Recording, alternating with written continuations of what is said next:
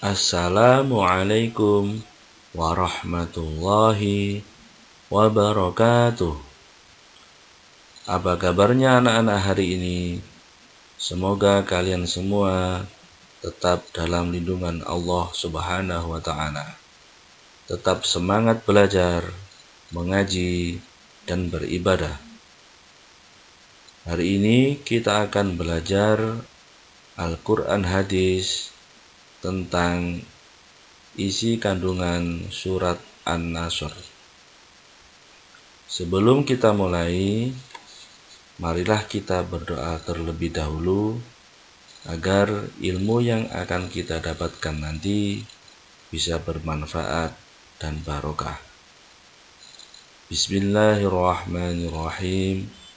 Rabbi shrah li sadri wa yassir li amri wahlul 'uqdatam min lisani yafqahu qawli birahmatika ya arhamar rahimin.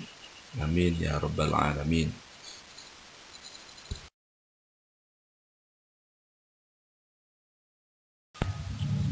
Baik anak-anak, isi kandungan secara singkat surat An-Nasr yaitu surat An-Nasr merupakan surat yang ke-110 dari 114 surat di dalam Al-Quran. Jadi urutan surat An-Nasr adalah urutan yang ke-110. Surat An-Nasr terdiri dari 3 ayat. Surat An-Nasr termasuk golongan surat Madaniyah. Meskipun diturunkan di kota Mekah, akan tetapi surat An-Nasr turun setelah Nabi hijrah, maka termasuk golongan surat Madaniyah. Surat An-Nasr diturunkan di Mekah sesudah surat At-Taubah. Nama An-Nasr diambil dari perkataan Nasr yang terdapat pada ayat pertama, yang berarti pertolongan atau kemenangan. Kemenangan di sini yaitu berkenaan dengan adanya peristiwa Fathu Mekah, yaitu peristiwa pembebasan kota Mekah oleh kaum muslimin terhadap kaum kafir Quraisy.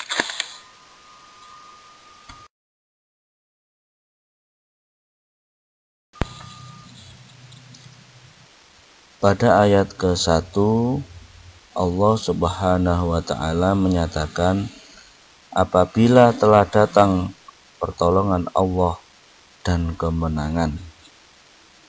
Ayat pertama ini menggambarkan bahwa Allah akan memberi pertolongan dan juga kemenangan.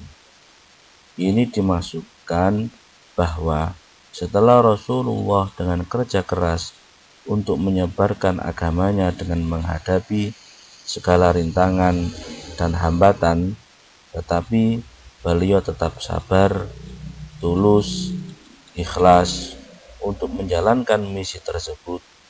Hal itu yang membuat Allah memberi pertolongan bagi Rasulullah dan para sahabatnya dan memberikan kepada mereka kemenangan. Kemenangan di sini yang disebut atau terkenal dengan istilah Fathu Mekah.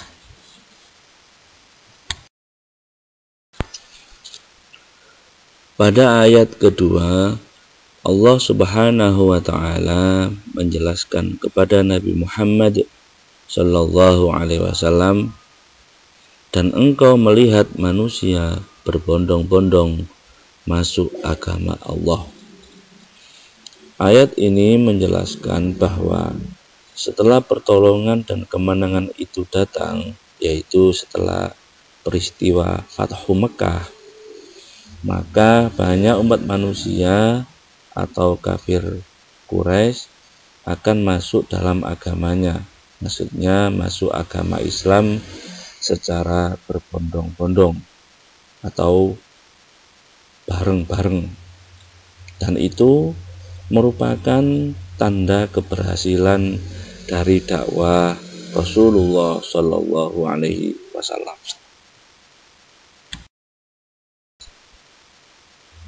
Pada ayat ketiga, Allah Subhanahu wa Ta'ala memerintahkan, maka bertasbihlah dengan memuji Tuhanmu dan mohonlah ampunan kepadanya. Sungguh Dia Maha Penerima Taubat. Ayat ketiga ini memberikan arahan untuk menisbatkan kemenangan kepada Allah, bahwa kemenangan adalah pertolongan dari Allah dan harus diikuti dengan memperbanyak tasbih, tahmid, dan istighfar. Arti bertasbih adalah mengakui kebesaran dan kesucian Allah Subhanahu wa Ta'ala. Hal itu disebabkan kemenangan Rasulullah Shallallahu Alaihi Wasallam dan kaum muslimin yang harus disyukuri sebagai karunia Allah Subhanahu wa Ta'ala.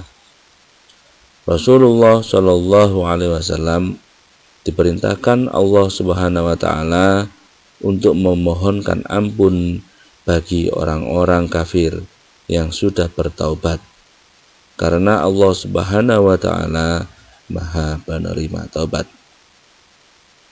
Surat An-Nasr menceritakan tentang pertolongan Allah Subhanahu wa Ta'ala dan kemenangan Rasulullah Shallallahu Alaihi Wasallam atas kota Mekah. Untuk itu Allah Subhanahu wa Ta'ala memberikan perintah kepada Rasulullah Shallallahu Alaihi Wasallam dengan memperbanyak tasbih, tahmid, dan istighfar.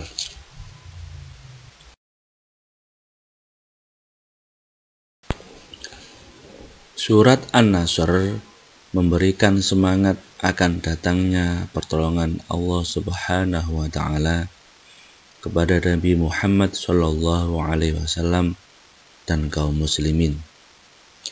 Janji bahwa pertolongan Allah Subhanahu wa Ta'ala akan datang dan Islam akan mendapat kemenangan telah terbukti dengan adanya banyaknya kaum kafir Quraisy yang berbondong-bondong masuk agama Islam.